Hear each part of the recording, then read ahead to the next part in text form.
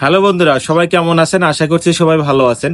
আজকে একটা কমন বিষয় নিয়ে আলোচনা করব। বিষয়টা হলো যে আমরা লাইভ শেয়ার করতে পারবো কিনা, আমরা কারো ভিডিও শেয়ার করতে পারবো কিনা, ছবি শেয়ার করতে পারবো কিনা, রিল শেয়ার করতে পারবো কিনা, এই বিষয় নিয়ে আজকে আপনাদের সাথে পুরো বিষয়টা নিয়ে আলোচনা করব। আপনারা যদি ভিডিওটা শেষ পর্যন্ত দেখেন অবশ্যই পুরো বিষয়টা আপনারা ক্লিয়ার হয়ে যাবেন। এখন তো কন্টেন্ট ক্রিয়েটরের অভাব নেই, সবাই লাইভ করে, সবাই ভিডিও পোস্ট করে। হ্যাঁ, তো অনেক লাইভ আমরা বিভিন্ন প্রলোভনের কারণে কিন্তু অনেক লাইভ আমরা শেয়ার করে থাকি যে ওখানে গেলে ফুলের ভালোবাসা পাওয়া যায়, ওখানে গেলে ইনভাইট পাওয়া যায়। তো এই বিষয়ের জন্য আমরা কিন্তু অনেকের লাইভ অনেক সময় শেয়ার করে থাকি। হ্যাঁ, শেয়ার করতে পারবেন, সেটা নিয়ে কোনো সমস্যা না।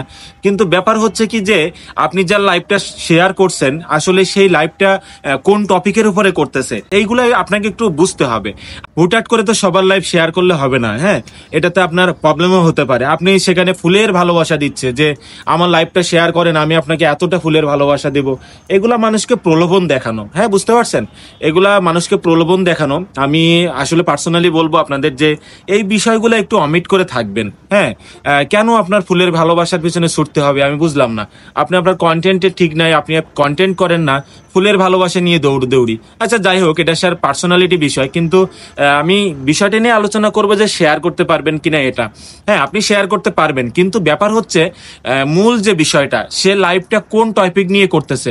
আপনি মনে করেন 5টা মিনিট তার লাইভের সময় দিলেন, তার লাইভটা শেয়ার করলেন। হ্যাঁ, 5 মিনিট সে ভালো কথা বলছে, কিন্তু 5 মিনিট পরে সে তো অন্য কথা বলতে পারে।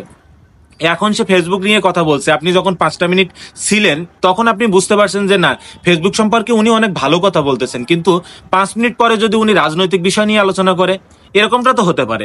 রাজনৈতিক কোনো বিষয় কিংবা উল্টাপাল্টা কোনো বিষয় নিয়ে আলোচনা করলো, প্লাস ওনার লাইভে আরো কয়েকজন কলে উঠছে, কলে ওঠার সময় কারো একজন কথা বলতেছে, তার বাচ্চা চলে আসছে, কিংবা উনি বাইরে আছে, কোথাও আছে, গান বাজনা হচ্ছে, তাহলে তো ওই কারণে আপনার যে লাইভটা করতেছে, মেইন যে লাইভটা করতেছে, ওনার লাইভে ইস্যু আসবে।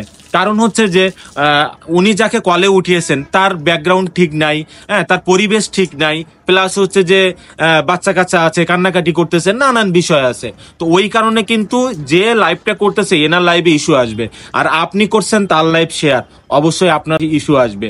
কোনো এক সময় দেখবেন যে আপনার সাপোর্ট ইনবক্সে এরকম একটা ইস্যু চলে আসছে, আপনি কার লাইভ শেয়ার করছেন, হ্যাঁ, এটার জন্য আপনাকে একটা ইস্যু ধরিয়ে দিচ্ছে। ওই হলো ব্যাপারটা, যে আপনি যার লাইভটা শেয়ার করছেন তার নিজেরই কপিরাইট আসছে, আর আপনি সেই কপিরাইটটাই শেয়ার করছেন, এরকম একটা বিষয়। তাহলে তো আপনারও ইস্যু আসবেই।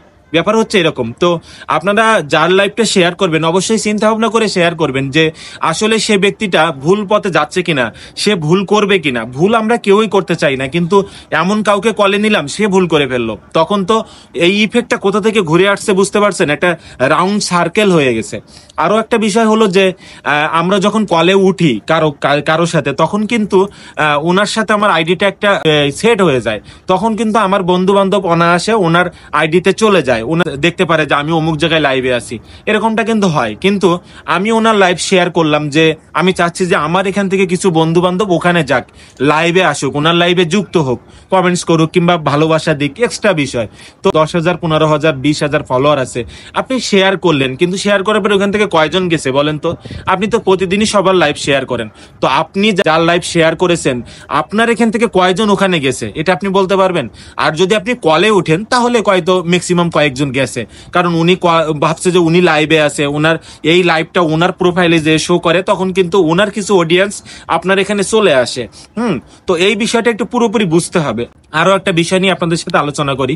আলোচনা হলো যে আপনি কারো ভিডিও না দেখে শেয়ার করলেন। হ্যাঁ, ভাবছেন যে ও আমার প্রিয় মানুষ, দাদা ছবি ছাড়ছে, দাদা ভিডিও ছাড়ছে, দাদা রিল ছাড়ছে, দে শেয়ারটা যখন লাগিয়ে দিবেন, আমি ভিডিওতে কি বলতে চেয়েছি, কি করেছি, আপনি সেটা দেখেননি, কিংবা দেখেছেন কিন্তু বোঝার চেষ্টা করেননি। হয়তো আমি যে ভিডিওটা করেছি তার ভিতরে বাচ্চাদের কান্না আওয়াজ ছিল, প্লাস হচ্ছে রক্তারক্তির কোনো বিষয় ছিল, মারামারির কোনো বিষয় ছিল, এক্সট্রা বিভিন্ন বিষয় ছিল, আপনি সেটা ওয়ামিট করে গেছেন, খেয়াল করেননি। ও দাদা ভিডিও ছাড়ছে মানে একটু ভুল হতেই পারে না, এটাই সঠিক, এটাই আমার শেয়ার করতে হবে। শেয়ার করলেন, কোনো কারণে ওই ভিডিওটা আমার ইস্যু আসছে, কারণ আমি তো ফেসবুকের গাইডলাইনের বাইরে কাজ করছি।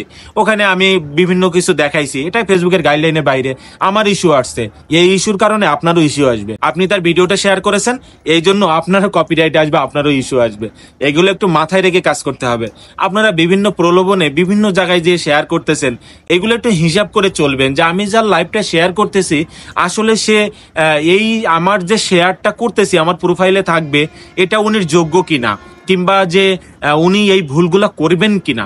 আপনি শেয়ার করলে ভালো, শেয়ার করলে আপনার এঙ্গেজমেন্ট প্লাস রিচটা বাড়ে, আপনি ওখান থেকে একটা এক্সট্রা একটা রিচ পান। কারো যদি লাইভ শেয়ার করেন, আপনি কারো ভিডিও শেয়ার করেন, ওই ভিডিওতে তার রিচ হচ্ছে, তার এঙ্গেজমেন্ট হচ্ছে, ওর থেকে কিছুটা আপনি হলেও পাবেন। এজন্য সবাই করে, ভালো ভালো বড় বড় লাইভ অনেকেই শেয়ার করে। কিন্তু ব্যাপার হচ্ছে যে আপনি শেয়ার করলেন, কিন্তু এই বিষয়গুলো যদি আপনার আসে তখন তো আপনার নিজেরই সমস্যা হবে। সুতরাং এইগুলা ভেবে একটু কাজ করবেন।